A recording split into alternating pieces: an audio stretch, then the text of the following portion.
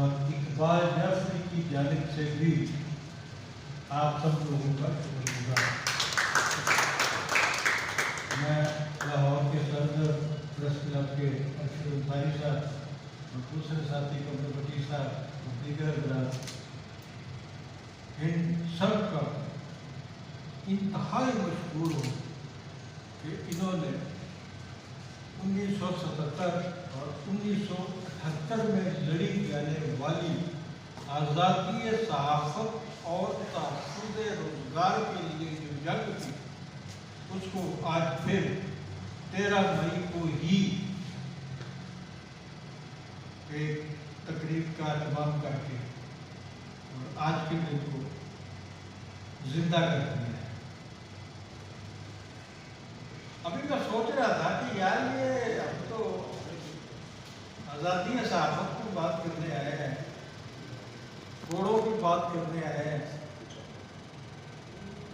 تو کتابیں تھی میرے پاس پی ایف یو کے سابق صدر اور سابق سیکرٹری جناب افاظ الرحمان صاحب، جو 1977-78 سے جو ہماری جدوجہد تھی وہ خفیہ طریقے سے وہ ہماری رہنمائی کیا کرتے تھے، وہ چھپے ہوئے تھے، انڈر گراؤنڈ تھے، اور ان کو ایک ایک چیز کا پتہ ہوتا تھا، کل کتنے لوگوں نے گرفتاری دینی ہے، کس کس شہر سے لوگوں نے آنا ہے، کہاں کس جیل میں کیا ہو رہا ہے۔ تو انہوں نے کتاب لکھی۔ اس کتاب کو پڑھنے کے بعد آپ میں سے، آپ نیچے کے لوگ بیٹھے ہوئے ہیں، اگر کسی نے یہ کتاب پڑھنی ہے، دلچسپی ہے، تو وہ میری طرف سے اجازت ہے کہ وہ یہاں سے اس کتاب کو اٹھا سکتے۔ نام میں آپ کو تو سوچ میں یہ رہا تھا کہ ایک تاریخ تو یہ ہے کوڑوں والی، ارشد انصاری صاحب، ایک دوسری بڑی تاریخ لاہور پریس کلب کی بھی۔ لاہور پریس کلب جب ماشاءاللہ لگا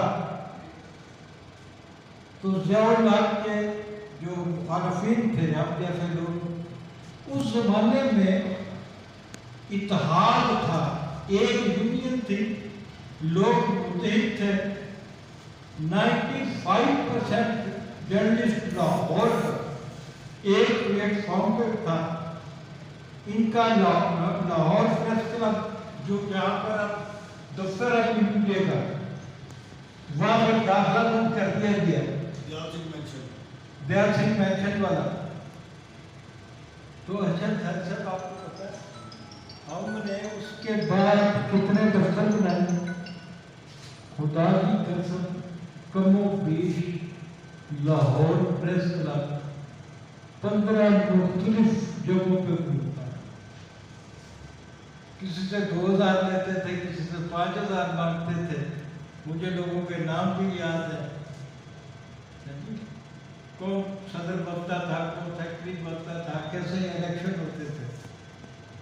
تو لاہور پریس کلب کی بھی اپنی ایک جدوجہد ہے، آمریت کے خلاف جتنی جدوجہد صحافیوں نے کی ہے، اتنی ہی جدوجہد میں آپ کا ادارہ بھی شامل ہے۔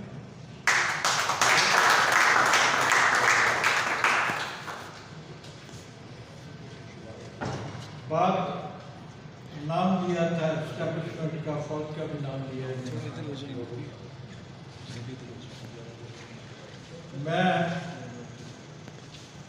میرا اپنا ایک شعر ہے، دیار پاک اگر ہے تو بھی ہے خاک، دیار پاک اگر ہے تو بھی ہے خاک، کہ منحصر ہے اسی پر تیرا عروج و زوال۔ اور یہ قومیت کا جذبہ دکھایا ہے ابھی پوری قوم نے، جو اسٹیبلشمنٹ کے خلاف ایک محاذ بنا ہوا تھا، وہ اچانک اسٹیبلشمنٹ کے ساتھ کھڑا ہو گیا جب دشمن ملک भारत ने पाकिस्तान पर हमला किया, तो मैं स्टैब्लिशमेंट की तवज्जो दिलाना ज़रूरी समझता हूँ कि लोग आपसे मोहब्बत करते हैं, लेकिन सिर्फ ये चाहते हैं आपका जो काम है सिर्फ वही काम।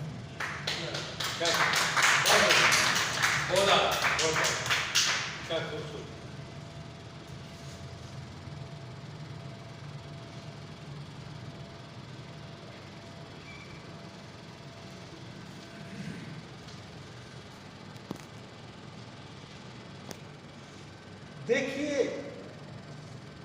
सिर्फ 3 आदमियों को कोड़े नहीं मारे गए।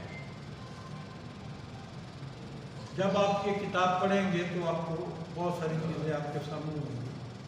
हमारी इस जिद्दोजहद के नतीजे में हमारे बहुत सारे साथी शहीद भी हुए, मरे भी। हमारे जब हम 5 आदमी गिरफ्तारी देते थे, मिसाल के तौर पर ये लाहौर और कराची में 3 मरहलों में जिद्दोजहद चली थी, आज़ादी सहाफ़त और तहफ़्फ़ुज़ रोज़गार।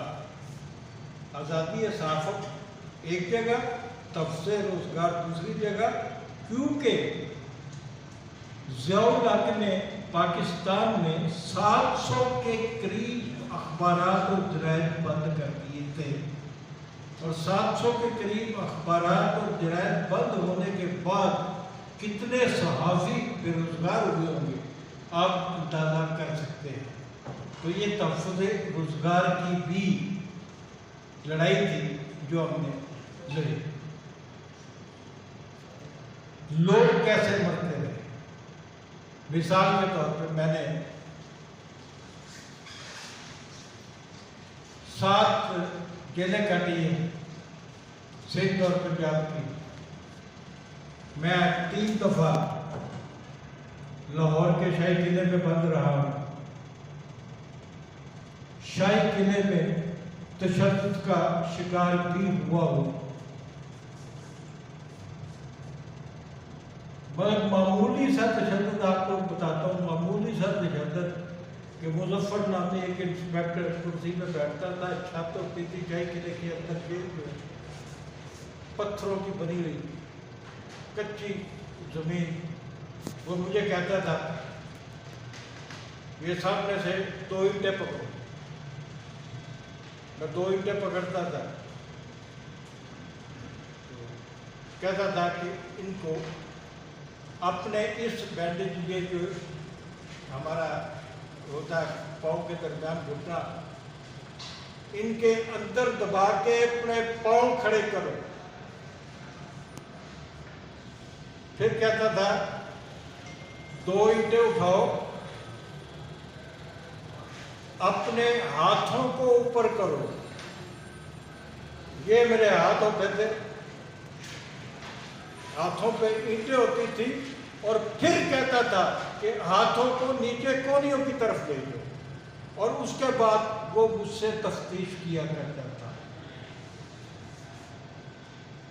जब हम 4-5 आदमी गिरफ्तारी देते थे, ख़ास तौर पर कराची में, तो वहाँ से एक आदमी गायब करके हुकूमत खानों में डाल दिया जाता।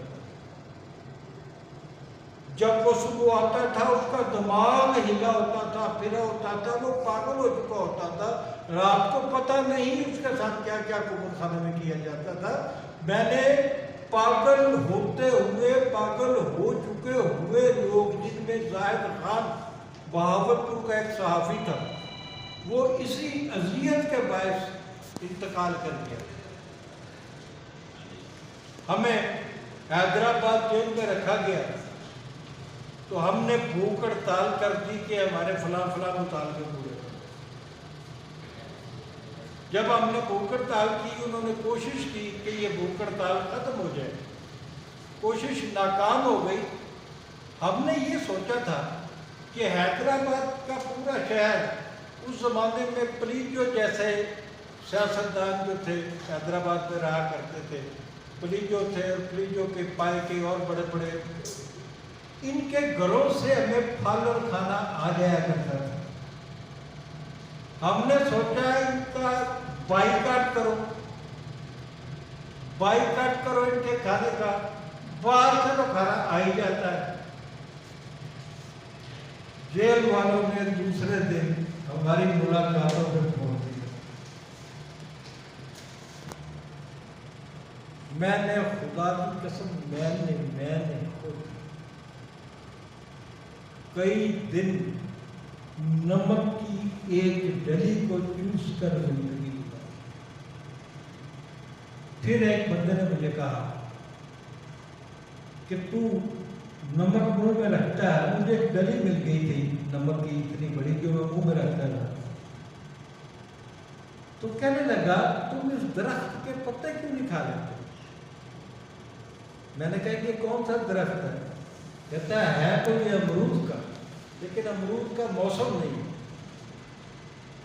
تم یہ پتے کھا سکتے ہو، اس سے تم زندہ رہ سکتے ہو۔ یہ بات میں نے لاہور کے سینئر موسٹ صحافی الطاف ملک صاحب جو گول منڈی میں رہتے تھے ان کو بھی بتائی کہ ملک صاحب زندہ رہنا ہے تو اس درخت کے پتے آپ بھی کھایا کریں، میں نے بھی کھانے شروع کر دیا۔ ان درخت کے پتوں کے کھانے سے الطاف ملک کا لیور فیل ہو گیا اور جب وہ جیل سے رہا ہوا تو اس کا انتقال۔ مطلب یہ اتنی زیادہ داستانیں ہیں، اتنی زیادہ داستانیں ہیں، کیا کیا میں آپ کو بتاؤں۔ مطلب میں لکھنے بیٹھوں تو پتہ نہیں کتابوں کی کتابیں لکھی جا سکتی ہیں کہ کیا کیا مظالم گائے گئے اس دور میں، اور ان مظالم کا تسلسل آج بھی جاری کسی نہ کسی طور۔ وہ دور آج بھی ختم نہیں ہوا۔ یہ آرڈیننس لاتے ہیں، یہ نئے نئے قوانین لاتے ہیں، یہ انٹرنیٹ پر جو لوگ پروپیگنڈا کرتے ہیں اس کی سزا جو ہے پورے ملک کے عوام کو دی جا رہی ہے۔ یہ بہت بڑی ناانصافی ہے۔ آپ کبھی بھی انسانی تاریخ بتاتی ہے کہ کبھی بھی آپ نہ کسی کی جدوجہد دبا سکتے ہیں، نہ زبان بندی کر سکتے۔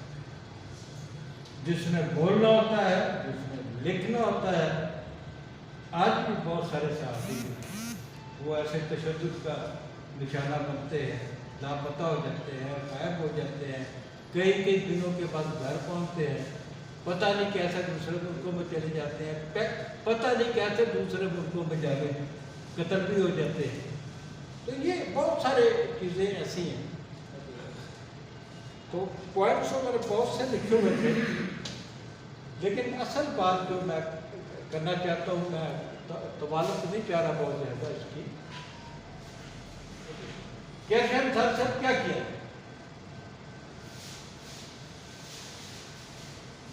ایک ہی راستہ ہے اور وہ ہے جدوجہد کا۔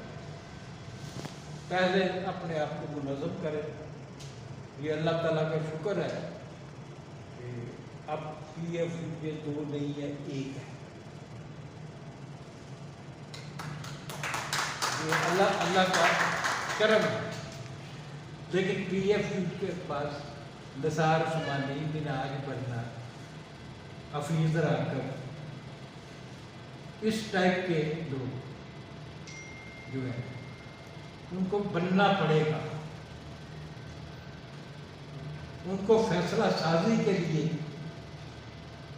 ہفتے میں 2-3 میٹنگ بلانی پڑے گی، اور آخری جو حل ہے، آخری حل صرف جدوجہد ہے۔ جب تک ہم متحد ہو کر 1977-1978 والی لڑائی دوبارہ شروع نہیں کرتے، حالات نہیں بدلیں گے۔ خدا حافظ۔